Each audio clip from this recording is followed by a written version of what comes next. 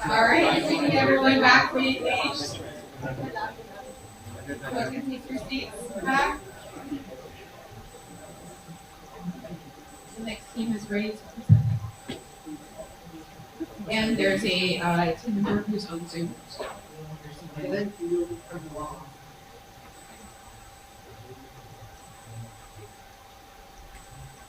We're here to introduce our app Solara, where healing begins with a single life. To better understand Solara, we have to understand the kind of loss no one prepares for. Displacement isn't just about losing home. It's about losing the people, routines, and small moments that make life feel full. Away from a neighbor, a child at the corner store.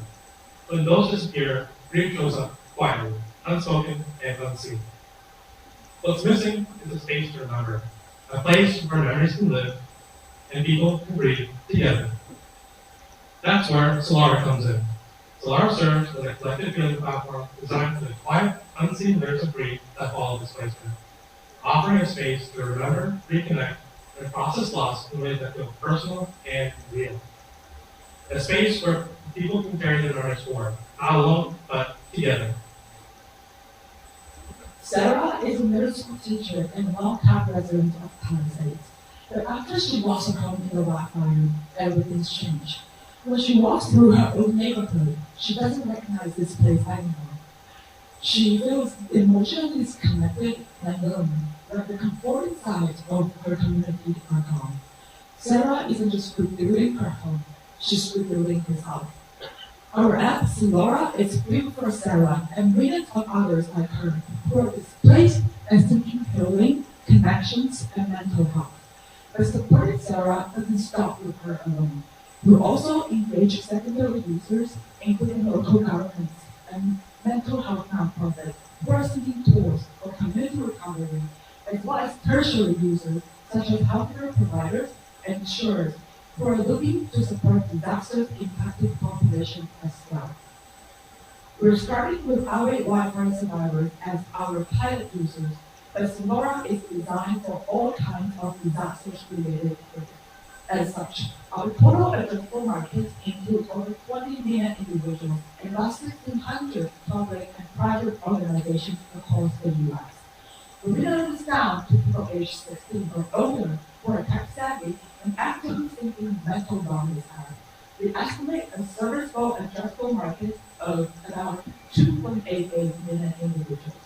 From there, we project a serviceable obtainable market of about 86,000 users, along with 90 organizations and 14 insurers at a 10% B2B adoption. This is a very human market. Solara meets people at their most vulnerable time in life and offers not just coping, but healing. When Sarah opens Solara, she steps into a space crafted just for her journey. Our three core features, Lightmap, Tether, and Perk, are woven together with one simple belief. Healing begins with a single life. Each feature is grounded in our light-centered theme, helping users like Sarah feel seen and supported. Sarah begins with Lightmap, a gentle space of remembrance. Here, she can pin memories onto a virtual map, moments of love, of loss, of hope. Some memories she chooses to keep private, others she makes public, joining a constellation of lights and visits just like her. With just a photo, Solara AI can transform from 2D memories into 3D, bringing depth and warmth to what she holds close. Lightmap isn't just a feature. It's a promise that her memories matter. Healing does not end with remembrance. Tether is where Sarah can find connections, feel understood, and know that she is not alone in the process. Every day, Sarah can log on to Solara to feel a carefully worded mental health prompt to guide you. By responding to the prompt, Sarah can see how others respond. Again, Sarah is never alone. Tether is also where deeper conversations happen. Our AI recommends safe, resonant connections based on shared experiences and life stages. Tether is where a quiet understanding begins. When Sarah is ready, she steps into her, a space to be powered by professionals, whether it's one-to-one sessions or a group circle around shared reading. Her gives Sarah access to licensed therapies to reflect the rhythm of her students. In spring, it's time to grow. In winter, it's time to rest. Perth meets her wherever she is, with peace, warmth, and presence. As Solara, we believe healing deserves both compassion and cutting-edge prevention. That is why our app is built with sci-fi technology. From multi-piece secure data storage to end-to-end encryption chat using Matrix and NOLA, every piece of user information is handled with integrity. AI tools like TensorFlow and Tableau bring memories to life only when users opt in and never store prompts with it. With Amazon Personalized and Google Pay, we deliver safe, smart experiences tailored to each user.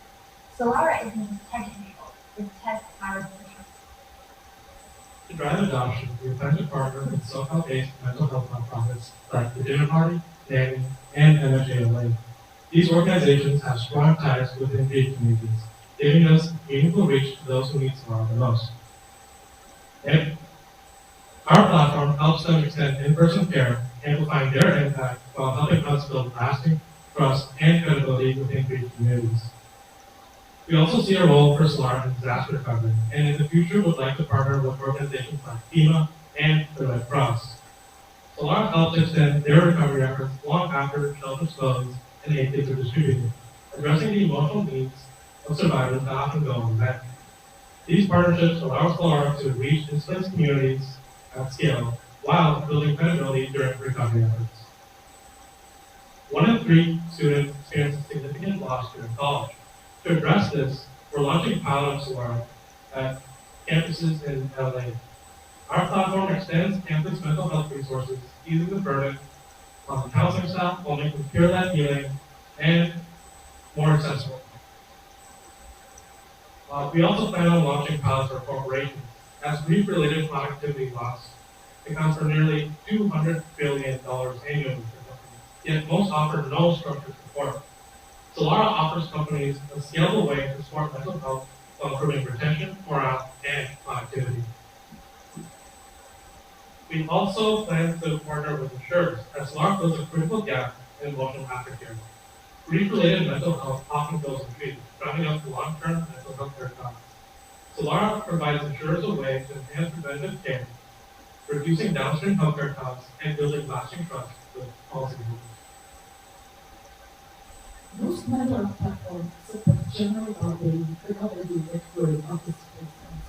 Apps like Calm and BetterHelp offer medications and therapy, but not the space for remembrance or reconnections. Work can be static and isolating, or supportive offers peer support that lacks deeper healing. Our app fills that gap. Solara offers group-specific support, peer connections, and shared rituals where everyone can heal together.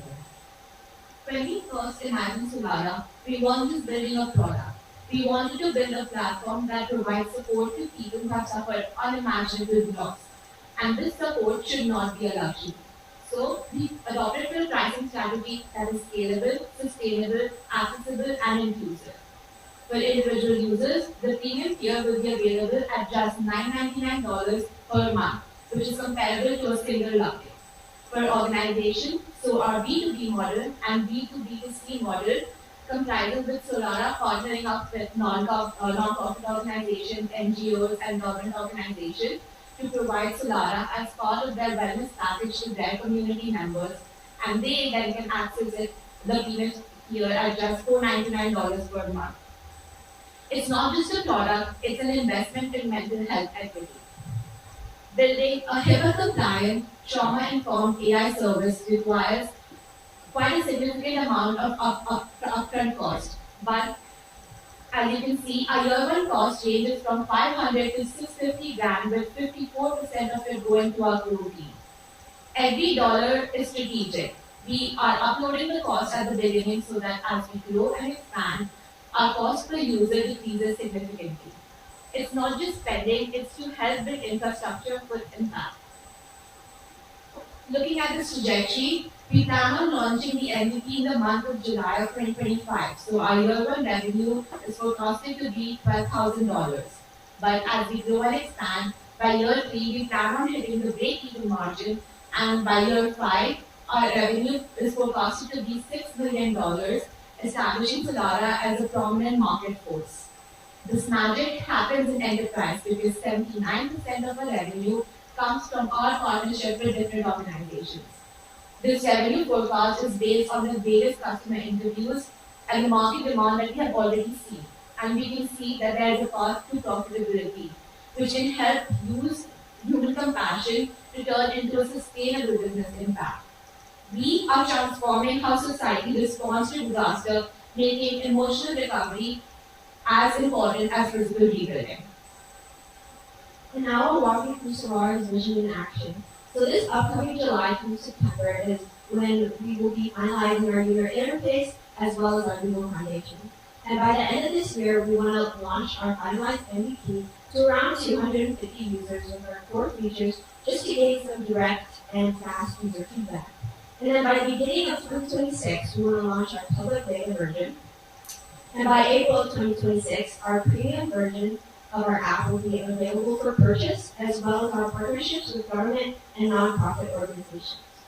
And then by summer of next year, this is when we will launch our pilots for our insurers and healthcare organizations and scale our pilot plans. And then by the end of next year, we want Solara to be live across the disaster zone with over 100K users to fund our Series A funding for our startup. And some of the future optimizations that we will be including along the way are 1, multi-language support for global inclusivity, 2, a therapist booking marketplace directly within the app, 3, NLP, which is natural language processing and emotional recognition, which caters the app to the user's emotional tone, 4, an in-house AI training on anonymized user data, just to have a privacy and personalized healing journey. And 5, weekly wellness check-ins, just so that the users are able to track their emotional healing journey along Solara. And this is our amazing team that works on Solara. And Solara isn't just a platform, it's a movement. It's a sanctuary born from loss, but powered by community. It's built for a world that desperately needs spaces to breathe, heal, and remember together. This is Solara, and remember, healing begins with a single life. Thank you so much for listening, and we are open to any questions.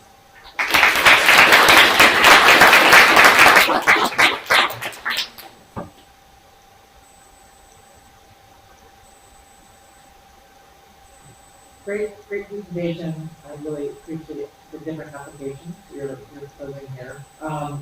One of the questions I have is, and I appreciate the light map other parts, that's really very creative.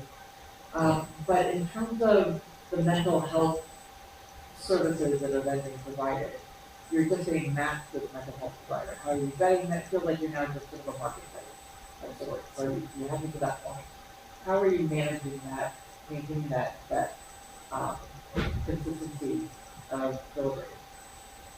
To answer your question, when we have people log in and join our app, on the user login page, they will be asked to classify themselves if they're a user or if they're going to join as a professional who's collaborating with our app. And according to that, we have a vetted list of questions.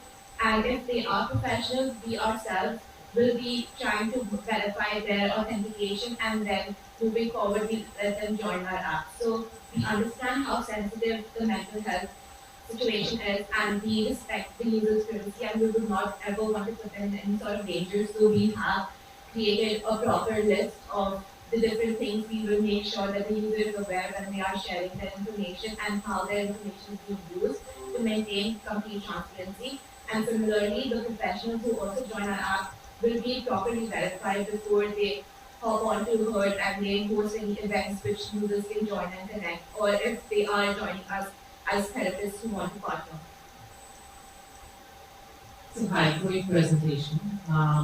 So question for you. You seem to be spread in a lot of different directions, right? You started out with the theme of disaster, then you kind of went into colleges and mental health in institutions, and you talked about office, and you talked about a lot of different things, right? How are you going to focus, first and foremost to start your platform?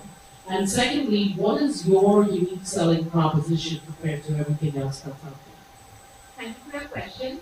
When we first imagined Solara, we wanted to help people who have suffered loss of displacement through wildfires. But we understand that loss of displacement is not just limited to wildfires, it expands to all of the other natural disasters as well.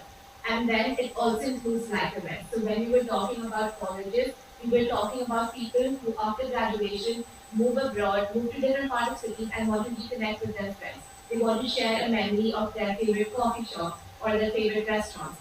And similarly, for people who leave their home to pursue work somewhere else, they want to stay connected with their family and friends. And for USC, I think it's Yeah, so first we want to, for our B2C, we want to target students.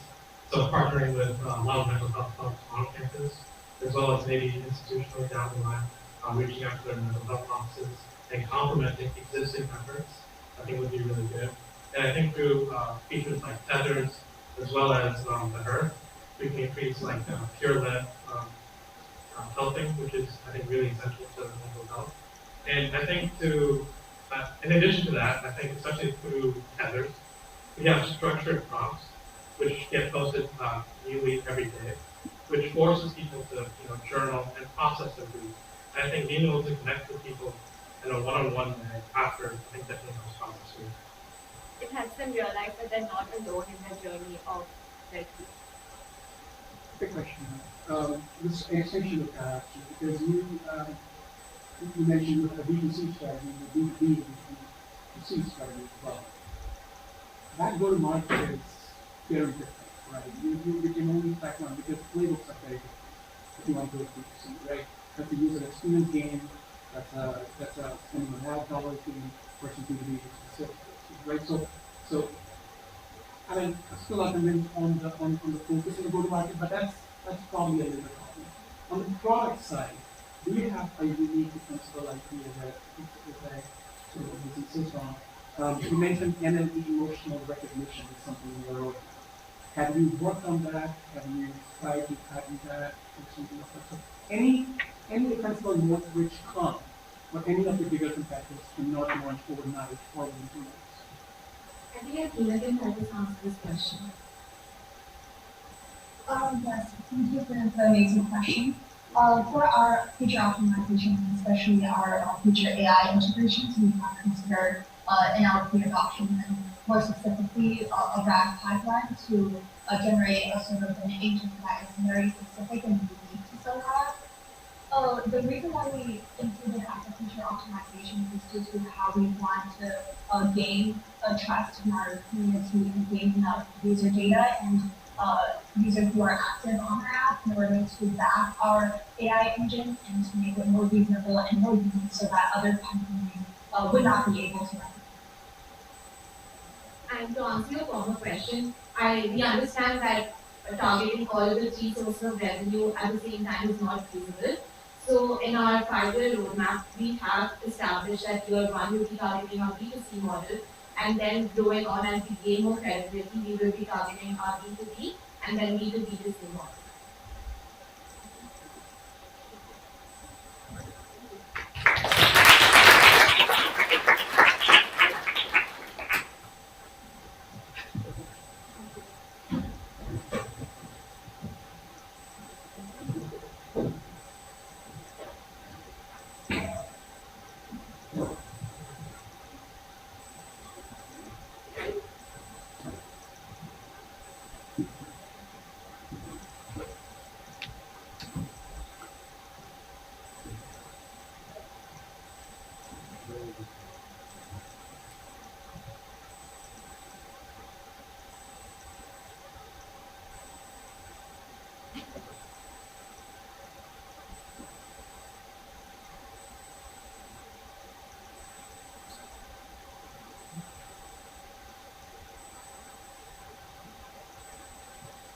Hi everyone, we're building Option Field, a simple tool designed to help families return home safely after wildfire disasters. Because honestly, right now, that process is anything but safe or simple. Most people think the danger ends when the fire does. But the families that we spoke to told us a different story. They went home to rebuild and they reported feeling sick. Their kids started vomiting, their skin broke out, they couldn't think straight, and they had no idea why. Well, in Altadena, 100% of homes tested positive for lead. 80% were deemed dangerously toxic. And across LA County, hospitalizations linked to wildfire exposure surged 8-fold. These families, they weren't protected, they weren't warned. And worst of all, they weren't given clear guidance on what to do next. So we sat down with these families, we listened, and we heard the same story over and over. Like Tamara, a mother of two in Altadena, who put it best. No one could tell me if my home was safe. I have kids, they have school. I just didn't know who to trust. Our solution is built for residents like Tamara. Whether they're returning to a partially burned home or a pile of debris, they're not looking for another dense report. They're looking for answers. They are looking for clarity. And that is exactly why we built Toxin Shield. A tool that makes safety clear. One that gives people personalized, actionable guidance. Because no one should have to choose between their health and their home. And no one should have to navigate post-disaster recovery alone. Tamara works as a school administrator, juggling a busy schedule while caring for her family. Like most of us, she worries about her family's health and safety, and is always looking for ways to keep them protected. But when the fires swept through, she and her family had to leave their home behind, unsure if their lives would ever be the same. Pictured here is a picture of Tamara's actual home, post-fire. Thankfully, her home largely escaped the flames, but a massive pine tree fell onto her roof, leaving part of her home filled with debris and ash. Getting the officers to return, she looked to quickly and safely losing daily life. But she didn't know if she was truly safe, and she wasn't given any clear guidance from officials. This is where Toxin Shield comes in. Overwhelmed and emotionally drained, Tamara can come to her app to seek clarity. Toxin Shield is composed of 3 main features, tailored to the needs of residents not only upon initial re-entry, but also the next following weeks afterwards. First, a toxic risk map, which provides a clear visual representation of a property's risk of toxic chemical exposure, indicated by heat map colors where residents can understand potential dangers just at a glance. Second, a personalized report, which provides a detailed, customized overview of specific toxin risks. And lastly, an action checklist. A detailed step-by-step guide to the key actions residents should take to protect their health, obtaining proper protective gear, testing for toxins, and implementing effective remediation. Now, let's see how the features of Toxin Shield can fit into Tamara's life. Tamara initially believes her home is safe to return to because it looks intact. But after a fire, dangers often remain hidden. She opens Toxin Shield and enters her address. The map reveals that despite minimal damage, Tamara still needs to proceed with caution, as she may be at risk of toxic chemical exposure that is often present after. To learn more, Tamara clicks to generate a personalized report, knowing these are only recommendations, not directives. This downloadable report provides info about each toxin and the health risks that accompany it, as well as a step-by-step action. For Tamara, we can see property is under a high-risk zone, with possible exposure to high levels of toxins such as asbestos and semi-volatile organic compounds, SVOCs. Tamara now has a roadmap to protect her family. Action item number 1 tells her to obtain protective gear before re-entry. This list is tailored to her risk level and recommends equipment certified by the CDC, EPA, and FEMA. For example, because she has a high risk of asbestos exposure, the platform recommends she obtains a high-level respirator. Our platform links her to credible sources, ensuring she is not overpaying or using unreliable products. While Tamara has the proper PhD she needs to safely return to her company, she isn't ready to fully move back in. As she searches for support, remediation companies for herself and government. For services she's not sure if she actually needs. To make sense of what's necessary, action item 2 tells Tamara to test for toxins. Our app provides Tamara with a testing guide tailored to the specific risks on her property. In her case, we suggest that she test for asbestos and SBOC to a high risk of exposure. But if she wants to be extra cautious, our app also provides information to test for less organic toxins such as heavy metals and volatile organic compounds or VOCs. With testing results completed, Tamara is more informed, moving on to action item 3, which tells her that she should remediate her home.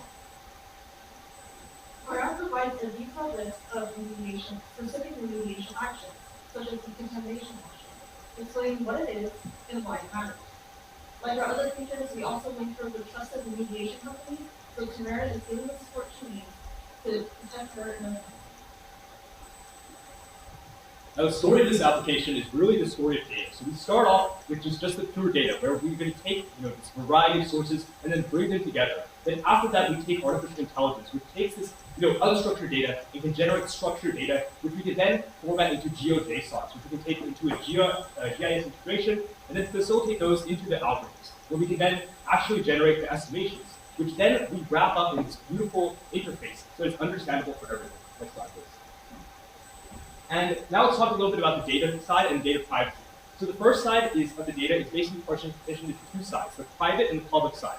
The private side we get from Lightbox, thanks to their generosity in terms of giving us access to their APIs and then also their snapshots. On the public side, we get US Geological Service data as well as LA Department of Building and Safety data. And then we also make sure that we have all this data. We also want to make sure that we protect it on our privacy side, and we do that on two levels. The first is making sure that when we generate our heat maps, we're applying a probabilistic model, so we're not singling out any specific address. And the second is we're segmenting our data. We're trying to make sure that there's no personally identifiable information that ever is going onto the user interfacing side. And also we want to talk a little bit about the verification of our research. Immense thanks to Lightbox, as well as thanks to the professors at UCLA and Purdue that we've talked to in verifying those things. Tamara and her children are far from being alone.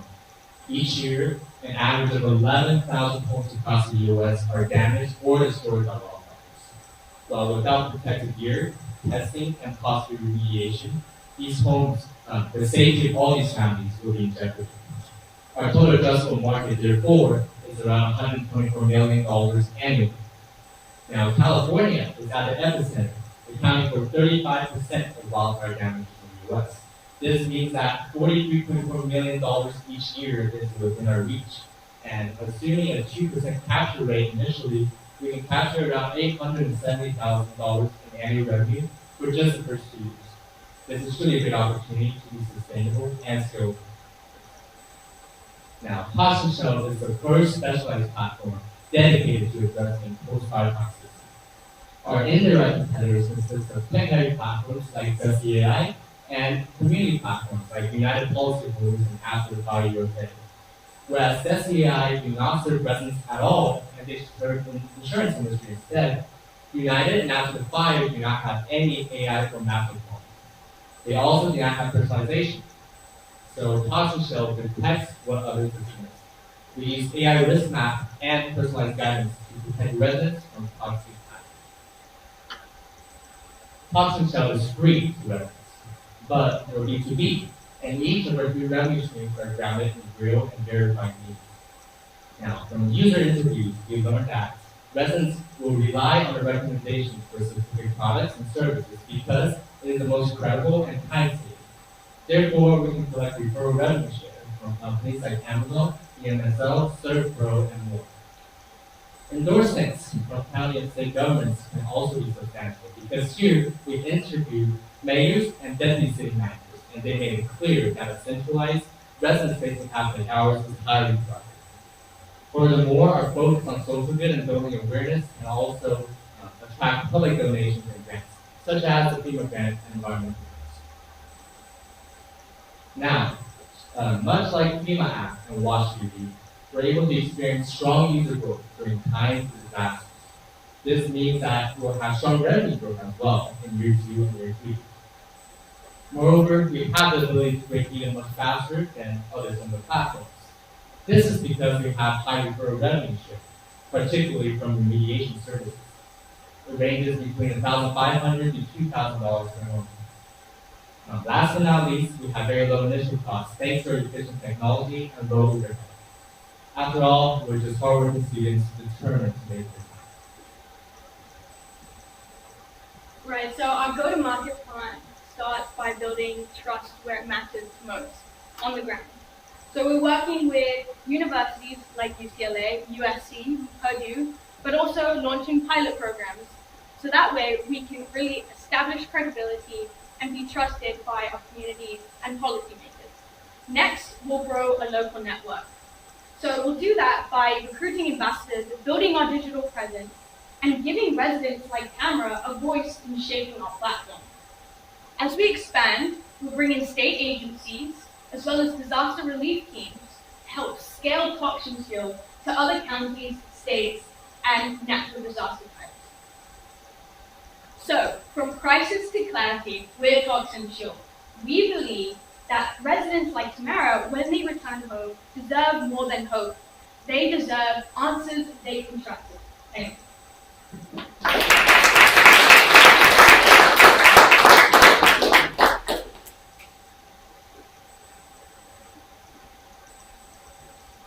So, hi, great presentation. Thank you. So I have a question for you. I want maybe for clarification. You talked about, when you talked about testing, are you expecting residents to test themselves, or is somebody going to help them in the testing? I mean, how is that going to work? Okay, I can clarify. So testing, we recommend testing providers. So there's recommended testing providers on our platform that the residents can reach out to. But yes, the testing is not going to be conducted by the residents themselves. There's risk to it. But yes, because we provide recommendations that are credible and time-saving, I think this is a great application for the Question on the technology side of the house, right? You mentioned that you connect the data acquired in the public to the land parcels and the government sources. You run AI and you run application that. How do you personalize literally to the home? Like, you can get to a lot of specific, like the community, what have you. But how personalized can you actually get? That seems like early on in the interface, it's largely a content guidance platform, right? It only monetizes once someone really actually purchases something from one of your products, right? Or is there any monetization angle? Yeah, it's a fantastic question. So I'll talk a little bit about the data side. So essentially what we're doing is that, for example, let's take one data source, for example. Let's take LIDDS reports. So the LIDDS reports will have this report that associates an address to some sort of chemical information that we can extract. Now what we do is our final data source that we generate, the structured data source, is a GeoJSON. And what that means is it reflects latitude, longitude, parcel polygons associated with addresses, and then associated with whatever other information we take. And so what I do what we do on the data side is then we take that, for example, chemical information from an LIDDS report that says that this is a dentistry that uses this chemical. And we say, okay, that chemical, this instrument contains this chemical we associate to this GeoJSON. This GeoJSON then thereby we can infer that there is an increased probability of given a fire, if that dentistry will burn, which will release that chemical. So that's the level of accuracy that we can get, really just by pulling through a bunch of different data sources and then generating the sort of feedback. Now, in terms of the monetization angle, what I would say is that our real goal is to give as much information to residents as possible so that they can better answer these type of questions. So, for example, better be able to make the immense economic decision of doing the rehabilitation and doing the testing. So, from our economic angle, the best way we can ensure that we're making or giving them that data is through making sure that our systems are as accurate as possible. I hope that answers your question. So, actually, I have a follow-up to that. So, you have your heat map that you produce, you've got your areas that are on, and you need to collect that data from some kind of environmental agency that's doing the testing on the ground, right? what prevents somebody like Tamara from going straight to the environmental agency's website to get the information from there rather than coming to your source and then? That's a fantastic question, and that's the main problem with our application. That data doesn't exist. The data, for example, if you were in the Palisades area and you need to get the toxicity testing, you don't have a guarantee before you do the testing that you have these sort of data. What our application develops is an estimation before testing, for an area that has been burned to estimate what it is. So, an example of the dentistry case. We know that a dentistry is burned. We know what type of materials are in it based off of the LADDS data, and from there we can make an estimation about what is the probability of toxins being present. And so what we solve is the problem before we've actually done the testing, which allows for us to do testing smarter and for residents to make the decision smarter. Follow-up question on that. Can you keep your model? Because basically what you're doing is data aggregation and layering some visualization on top of that. And the data is disparate, right? It's on different sources. You're bringing the data first. We're not giving you model and putting a visualization. That itself tends to take you. So have you thought about that? Because that is the most important. Yes, we definitely thought about that. We have an IP protection plan in place. We plan to copyright the contents, the code. We plan to patent the design and the AI model. And then we also want to have trademarks and also ensure the legal compliance in regards to our data. So we really want to learn intellectual property. And we also, in terms of the competitor side, we have a lot of connections already. We can move those swiftly. These do combine it and make us very powerful. Thank you very much.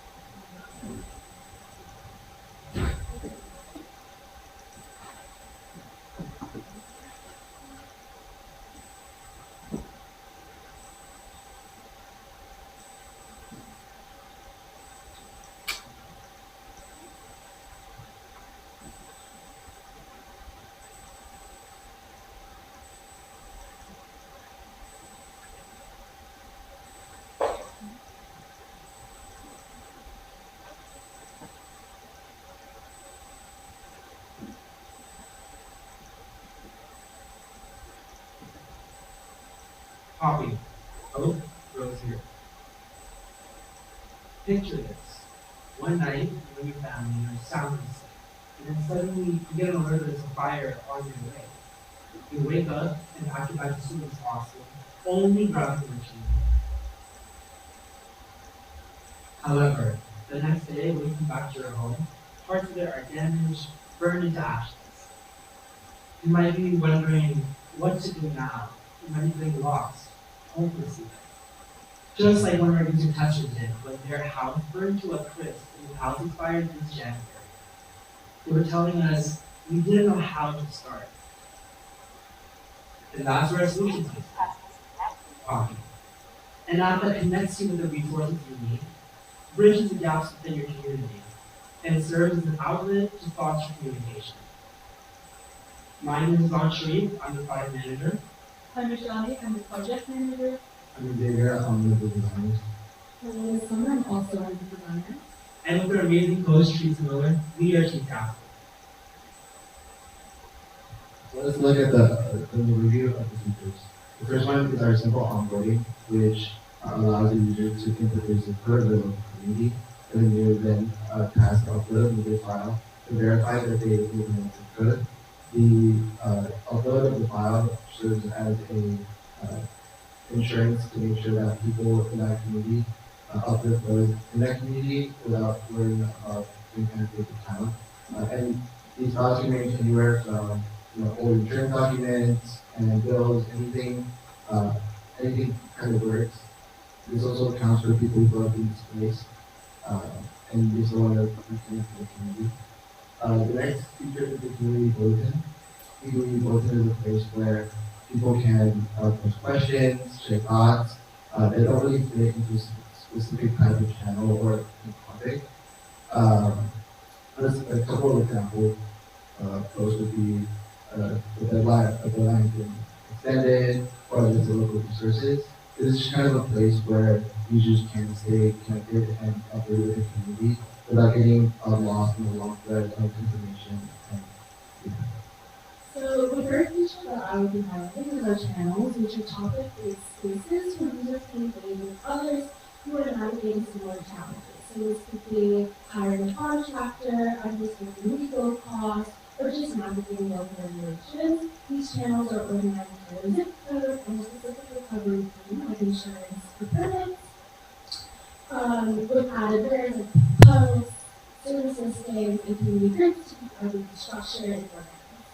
The last important feature that I will be highlighting is the search function, which allows users to ask questions and receive an AI-powered summary based on your post from the community. So this is to decrease information overload and build trust, because each answer is grounded in transparency. so let's take a look at how a user would log on to our. So the user is prompted with a simple register and login page. They will then ask to put in their zip code to find their local community. And then they're tasked to upload the media file to verify that they are.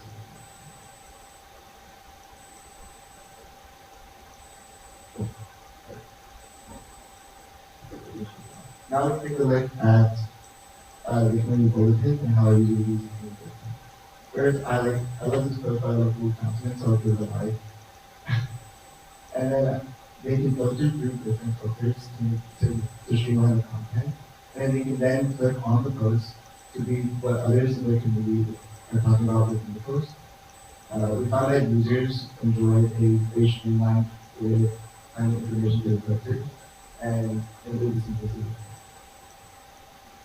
Okay, so now we'll be talking about our search bar. So we just start by tapping the search icon and typing a question into the search bar. What should I know if I hire a contractor?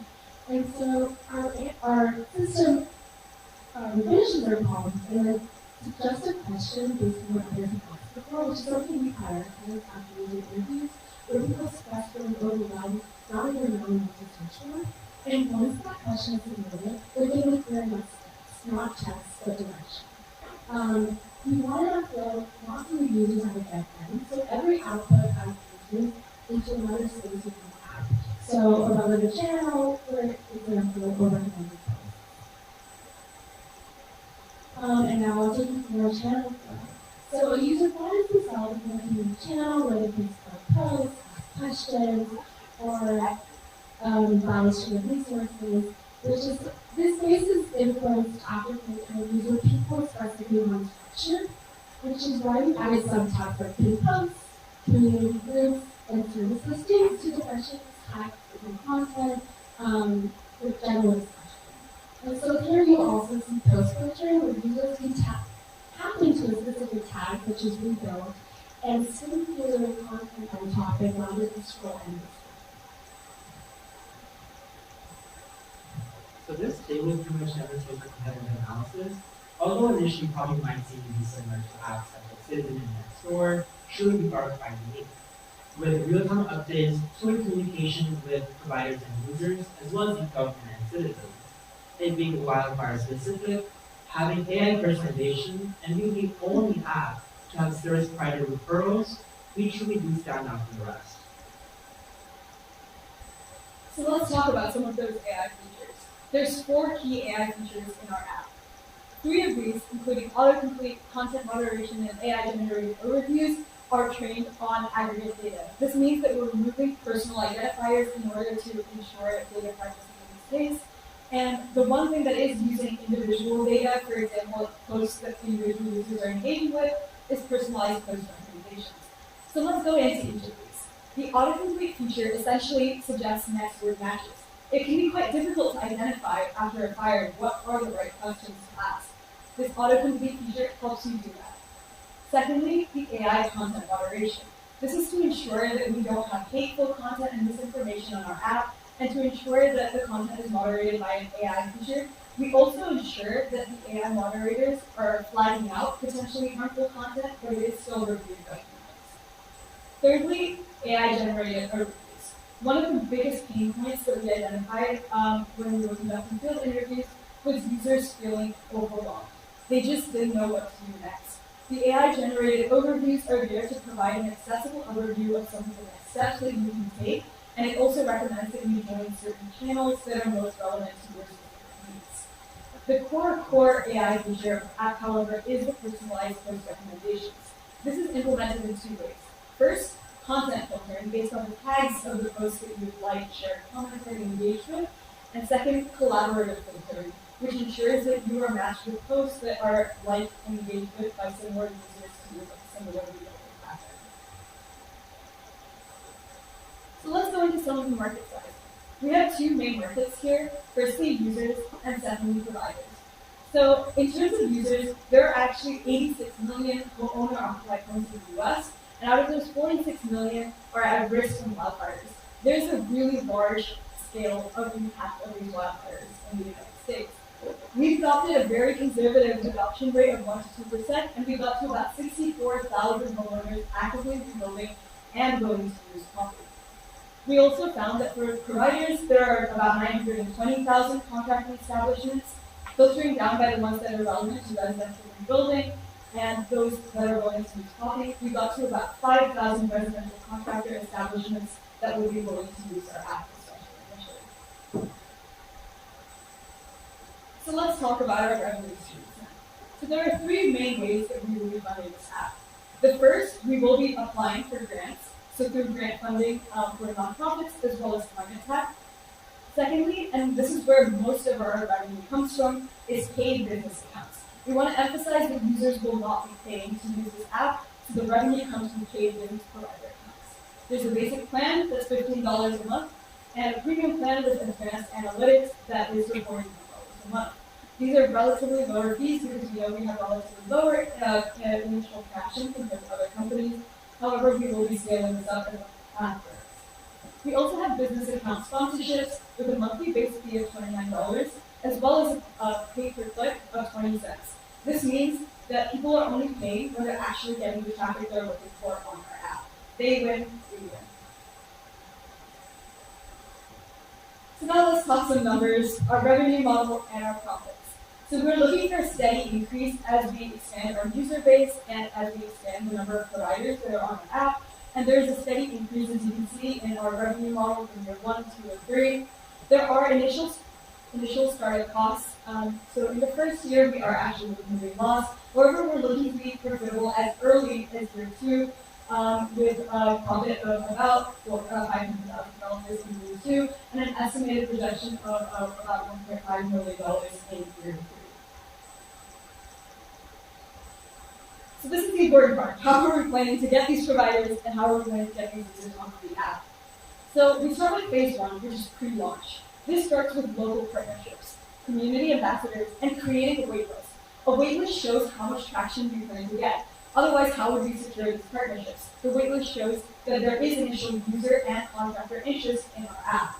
We also plan to create a social media presence and start advertising using LinkedIn ads and Google ads and others. Then we go into phase 2, which is our actual launch. We do have free trials for onboarding so people can try out our app and see how it works. We also plan to do location-specific advertising by zip code and conducting workshops and word-of-mouth marketing. Then, in phase 3, we plan to expand. This is through referral programs and benefits, iterating based on the post-launch feedback we receive to ensure that this is best for our customers, search engine optimization, and expanding that social media presence. And finally, phase 4, long-term scale. Statewide campaigns, governmental partnerships, creating city-based dashboards for city governments, and skilled B2B sales with large contracting and insurance companies. And finally, we're looking at future developments. The first is geographic and regional growth, spreading Poppy's reach all across the nation. Secondly, feature growth, expanding those core features as we gain capital, as well as based on our post-launch feedback. And finally, provider growth, diversifying these types of providers from contractors to insurance agents, mental health units, and more. I'll close here. Thank you.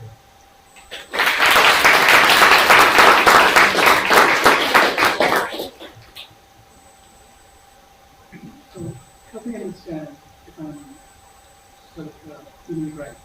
This is AI-powered content platform for seasonal occasions when some disruption happens, some isolation, right? That's what it is. It's basically launched on a content platform, right? But it's AI. Is that what it is? Right. Right. So content platforms we don't scale very well until they're free, of course, and they require a lot of action to do. Right? So your growth largely depends on getting the users first, rather than providers, because if there are no users for these providers. What's the plan for getting the users first? Because I heard the plan for getting the providers on board first, but they will not show up unless there's a huge traction, there's a really relevant discussion going on. Can that change if it's very seasonal, like a wildfire or flood or a hurricane? That trees the market in the US because then you are really relying on the spot you have. It doesn't monetize very well, grow very quickly. So there's a couple of things there. In terms of bringing users on, that's where a lot of those local partnerships come in. We would like to, for example, talk with local and city governments and ask them to disseminate through their newsletters when there are wildfires occurring, and ask them to disseminate to their communities, and that's how we plan on bringing users onto the app, along with our other social media and marketing techniques. That's how we're planning on onboarding them, and we are creating that waitlist so that we could onboard those providers by showing them that there is initial traction. In terms of, you were talking about seasonal and traction, and that could be perhaps volatile. In terms of wildfires, we were actually doing research in terms of our 10-zone song. There are actually millions of people who are at risk and actively rebuilding because the rebuilding process is so long and there are so many wildfires that occur in the United States. This market isn't as volatile as it seems. There are millions of people who are currently in the rebuilding process, and since our app handles that long term, we would be looking at a relatively stable revenue.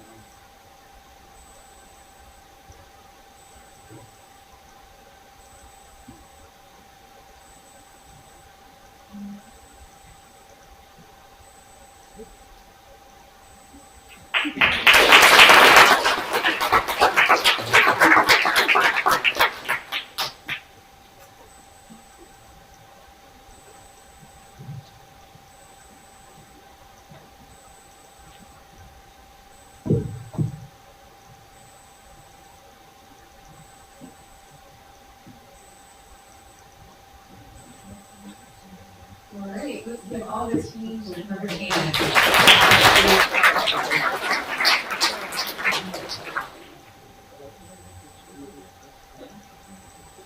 Okay, so this is the time where I say everyone's a winner.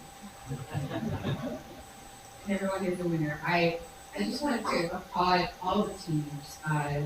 We worked so hard across the 10 weeks. 10 weeks is not a lot of time. You started with a blank slate and had to develop teamwork skills, digital skills, had to learn very quickly about marketing strategies, performance, and how to pitch your idea.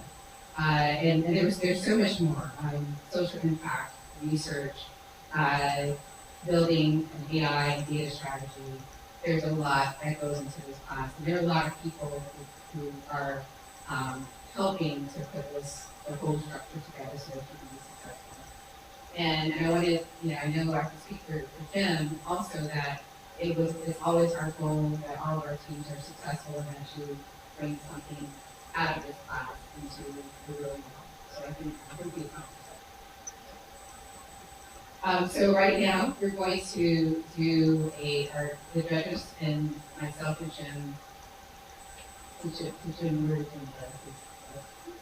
Okay, there we are. So we're going to deliberate for about 20 minutes. And please enjoy coffee, food, and networking. Students, I highly recommend you go and introduce yourselves to those who are here everyone who didn't see in class is an industry professional. So I would highly recommend that you just get to know them. And so we'll take a little bit of a break and then we'll get back to telling you who we're going to our partners and activities. Thanks, everyone.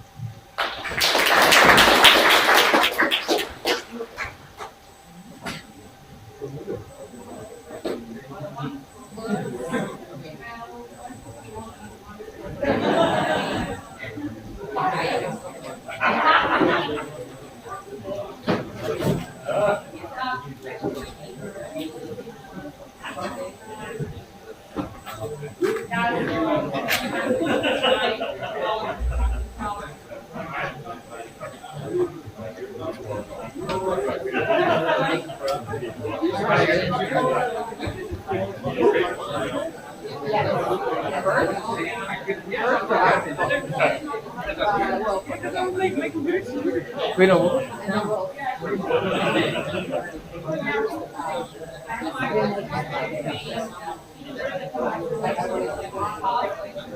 Maybe it's assistant.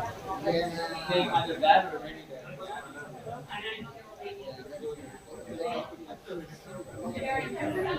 That was so weird that your laptop was talking with no speaker. It was talking with no speaker.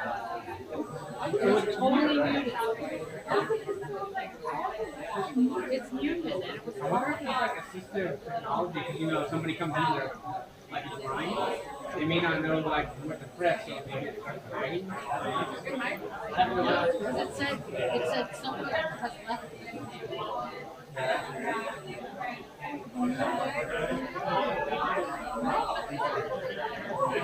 It was totally muted and I'm like, I'm not touching anything. It was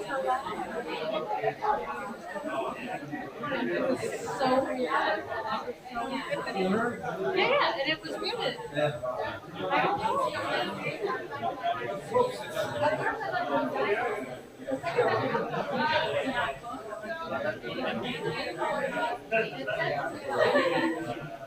don't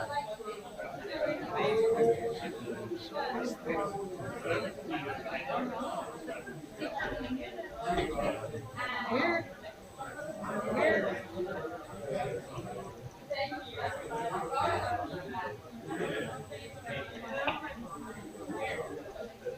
Oh. Oh, okay.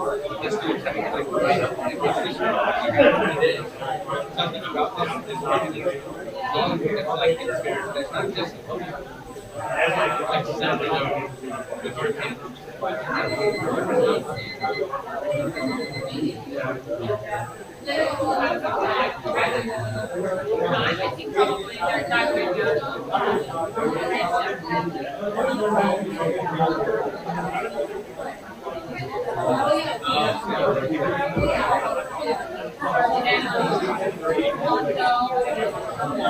does. I mean, it's just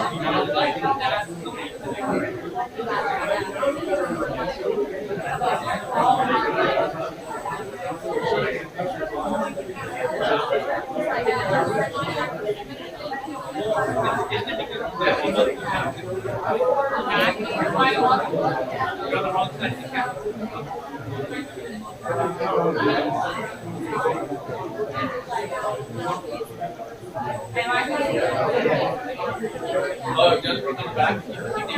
I think if you look at this,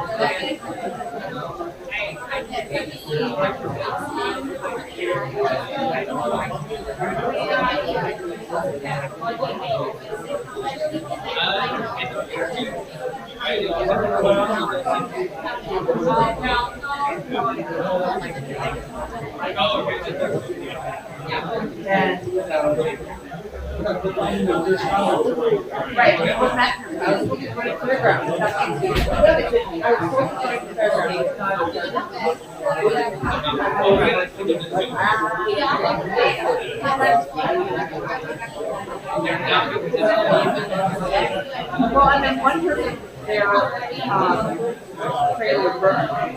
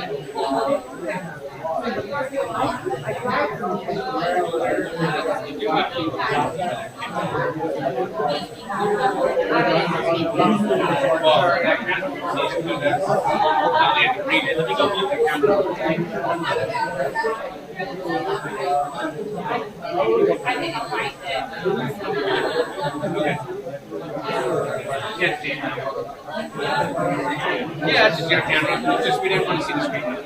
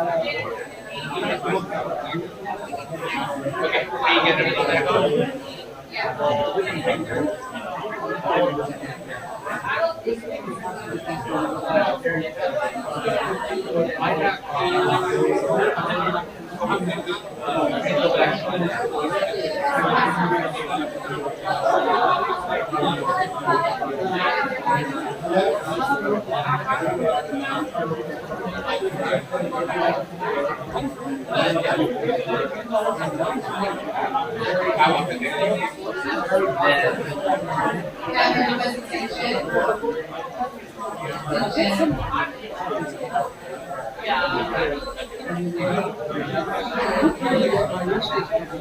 Have everyone's attention, please. If you all can sit down.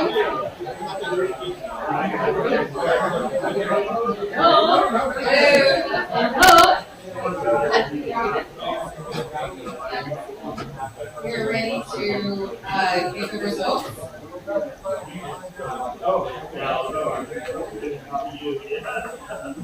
Thank you, everyone. Turn your attention back here. You can't hear me?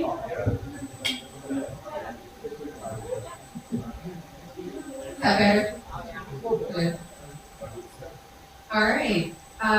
Okay, so before we move into the winning categories, I would like for each of the judges to provide some of their overall comments and remarks. Okay, so I'll turn it over to the judges.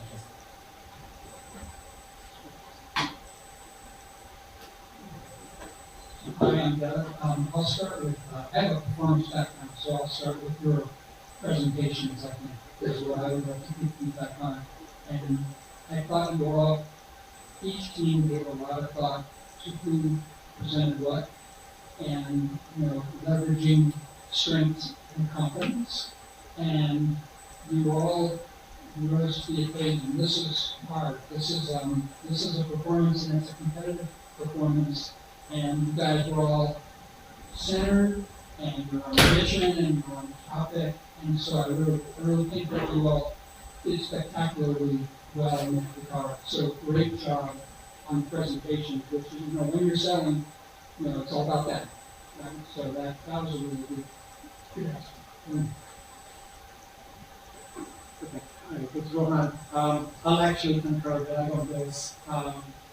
You know, this is pitching in front of industry leaders is a tough job, so you all that this. Second, you can be coming up with this, with your business model, foresight, and it's pretty incredible, and this stuff is just not actually very good. Regardless of who wins in each category, I would tell you start with the iteration game rather than just one shot. So if you guys can create on go-to-market tools, monetize GPs, for the product as well, I think we all have great. I think that's the third thing I would say. And the fourth thing I would say is, just extending on that point, was every team had a great synergy. Everyone had role breakdown very clearly, and everyone knew how to really take that ball from the really. So I really appreciate the number of teams. all of you to So, I'm not gonna repeat all that was all I could go with. Also, coming up with, a differentiated viable product in that amount of time and delivering, some prototype materials that's really, really impressive. I encourage, all teams to be a little more, I think they were a little too, let's just say the profit model, the implementation costs, I think we need to go up quite a bit for everybody, so fun. Underground in there, and, also thinking, on some of the products, also thinking through some of the details of what the product will offer and how to avoid liability. Hi everyone. So again, I'm not going to repeat anything that anybody said, but just like Doug looks at things from a performance angle, my angle is things from a marketing angle. And I have to say, I think your presentations were great. Your PowerPoint slides that you put together were very good, very detailed, done well. I like the fact that each of you gave a very compelling argument about and a use case for your particular app. I would say storytelling is definitely part of the art of being a marketer and selling yourself. So try to incorporate as many stories as you can into your presentation. It's just going to bring your audience closer to you and make you able to sell your product a little better because they can identify it. I would say excellent job, fantastic, love being here. Thank you for the opportunity.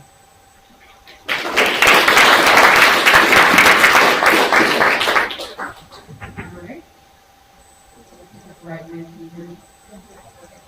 Okay. So the first category, most commercially viable, the judges rated between toxin share.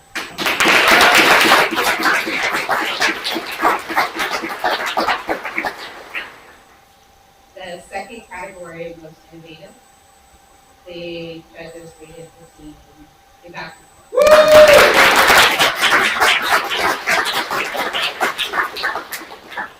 And the last category, most societal impact, the judges rated between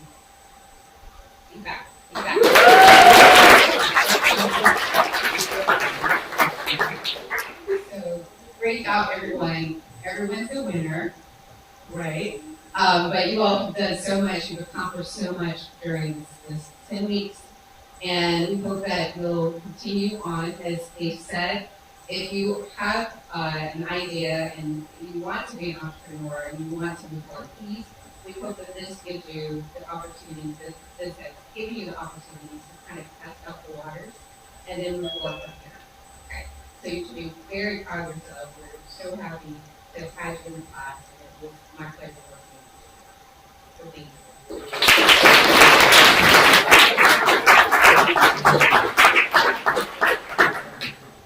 Okay, so right now we're going to give out certificates to each of the teams. So we'll call you up by name or by team, rather.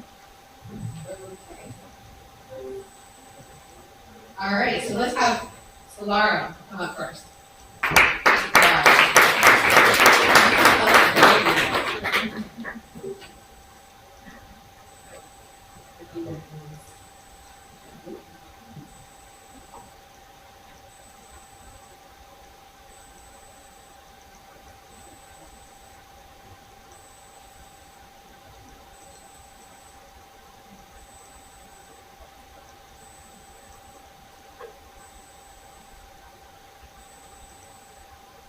Okay, why don't we do this? We'll call you up by name.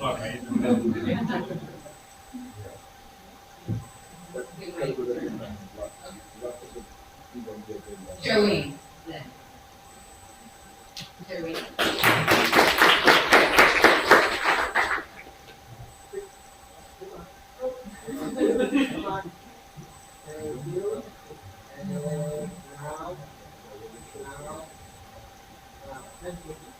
Yeah, that'll take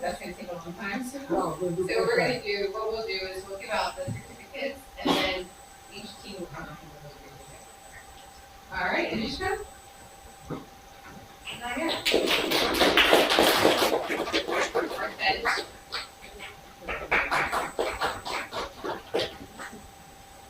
Aileen.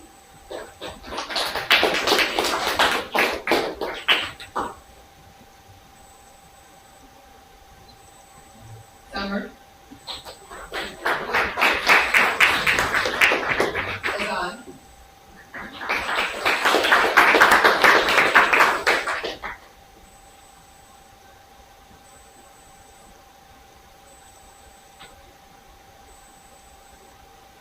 Ashani. Xavier.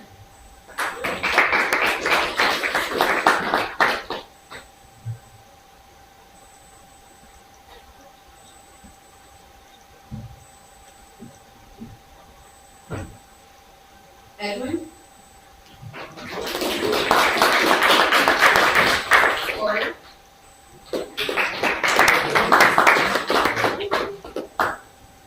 Corey. Corey. Chloe.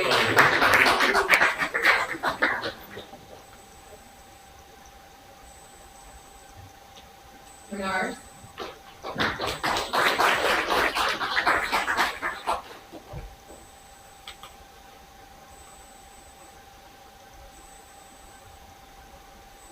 Kathy.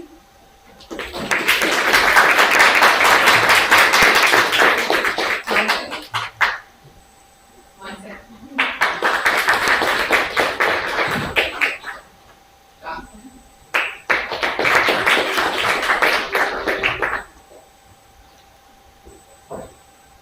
Melissa.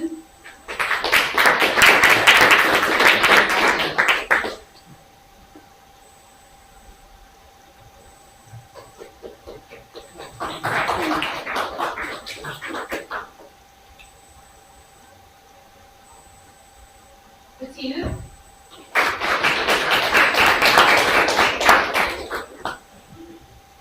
Sylvia.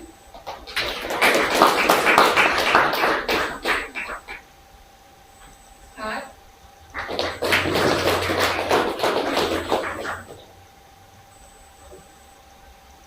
Selena.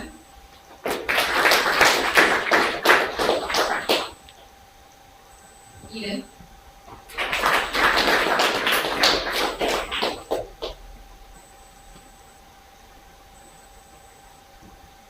Jaya. Rohan.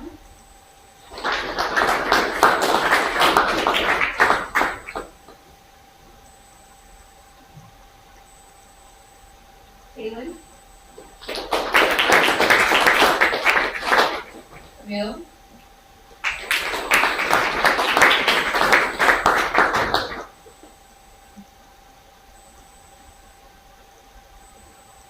And last but not least, Yo-Yo.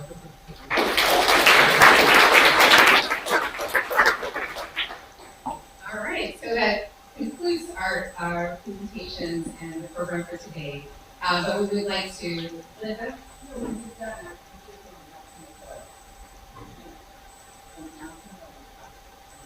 Okay,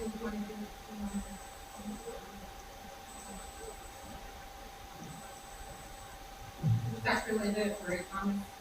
She's part of our field expert team and faculty member responsibility. Yes. Thank you. All the presentations were absolutely wonderful, and it's been an impactful number of months. I wish we would have these back in January. One of the things I'm going to talk to a few members from the team, your presentation was excellent.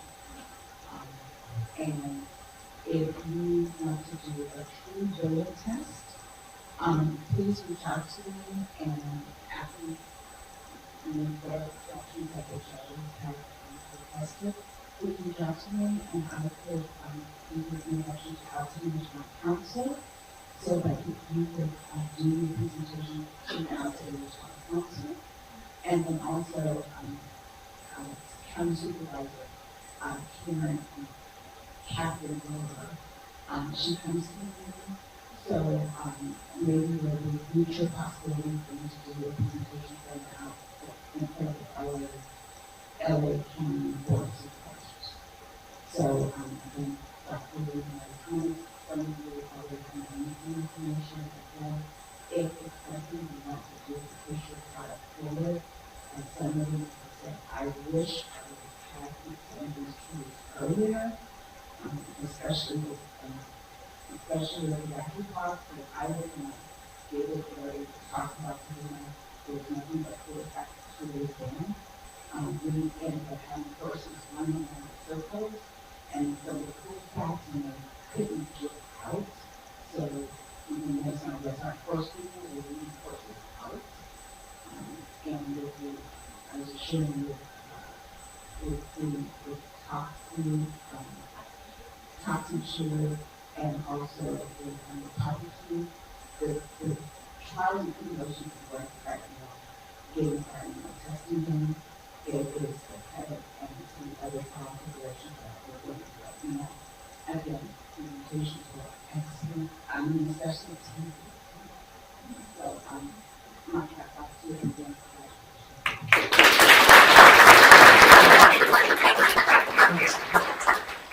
You can always contact me. I actually had been trying to get in touch with the board of supervisors. I have not gotten any response yet, but I will keep trying.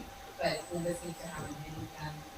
Some of the districts are the ones who manage the LA fires. So they would be the ones to get in front of us to make your presentation. So I highly recommend you continue. If you're interested in that product and moving forward with it, I recommend keeping in touch with Jen. We will put you in contact with the lead people as possible. All right, so with that, we're going to conclude, but I do want each of the teams, I'll call you up one by one. We'll start with team one to do some pictures with the team, Jim, me and Jim, and the coaches. And but everyone else, you can please feel free to network and get more coffee. There's a lot of coffee there. There might be some oatmeal left. And also, too, I want to thank Francesca in the back. She's like Francesca is one of our research specialists within the Office of Advanced Research Computing. She handles digital XR, VR, and she has made possible a 360-degree camera so that we can actually get all the views for this presentation. So thanks to Francesca and her helper John, who she brings along.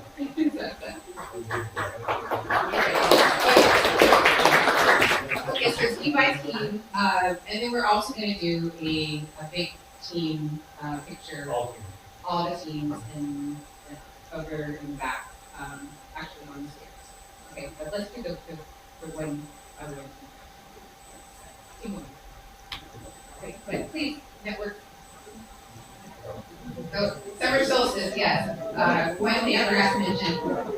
You all, students who have been invited to a summer solstice event at UCLA next Wednesday, June 11th. You will meet more industry executives there, and it will be a great presentation. All right, thank you. Yeah, okay. All right.